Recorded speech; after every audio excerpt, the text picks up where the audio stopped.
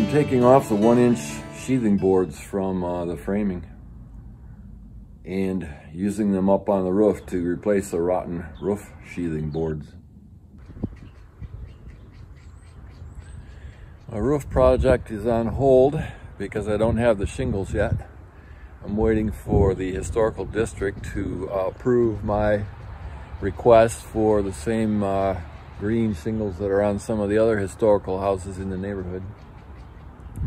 I don't want to move the scaffolding yet until I'm done with this part of the house, so I could continue if I rebuild the room on the northeast side of the house and use the roof of that as a platform to continue the roof work on the upper section there. But in order to do that, I have to straighten this part of the house. So I've gone in underneath and jacked up and leveled the floors in 4 places under this corner.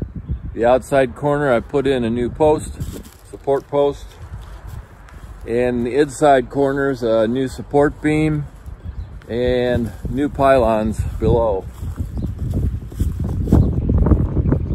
So this part of the house is level and straight, so I can reconstruct the room here, which is the bathrooms, and then use the roof of that as a platform to reach the upper roof and continue the work on the roof.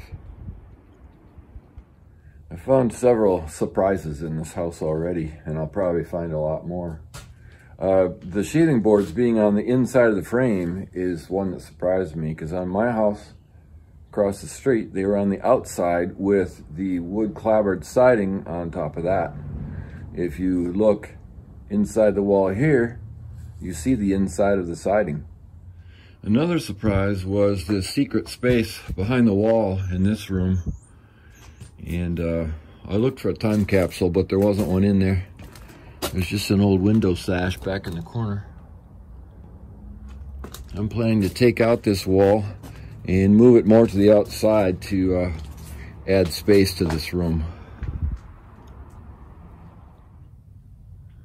And here's a cool feature. There's an old scarf joint in this long beam that runs the length of the house sideways. It's actually 2 beams joined, and this is a cool old joint in timber frame joinery.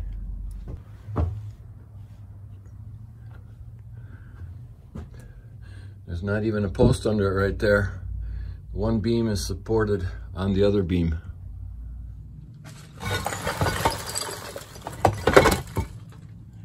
I got my steel-toe shoes on, Mom.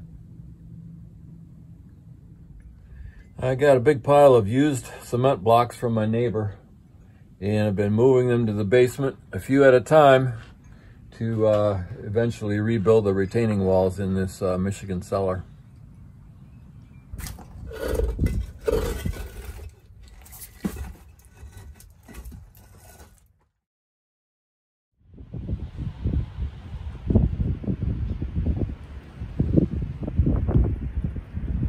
What the crap, man?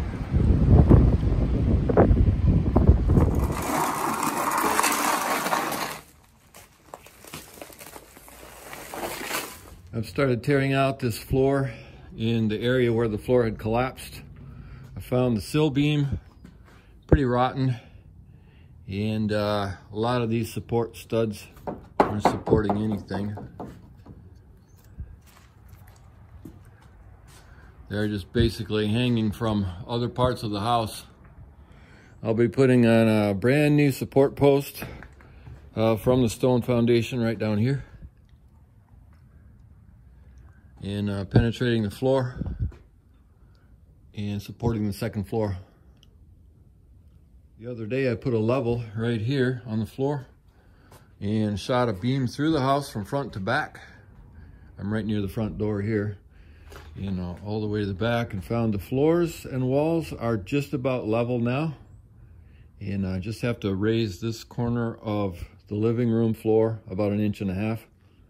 And the floors are looking good. The window weights are still here.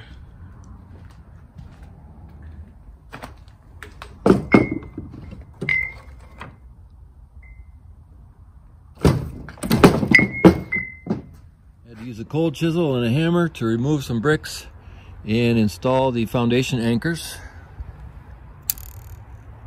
and then reinstall the bricks.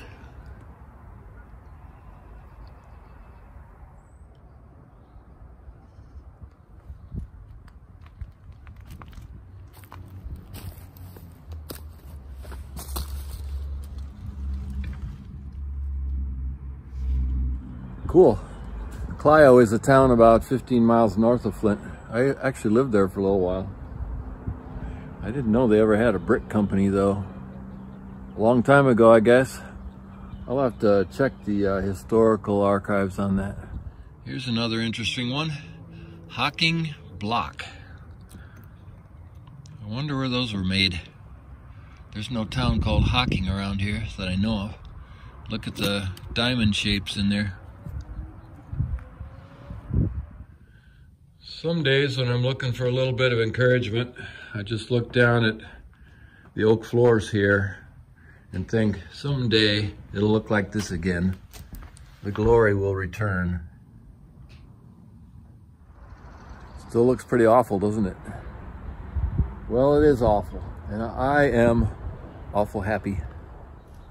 I'm pretty happy to have been able to continue working during the COVID lockdown, as it were, in Michigan.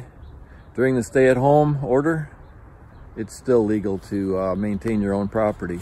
So here I am, having a great time. I love these old steps. I'm gonna try to keep them.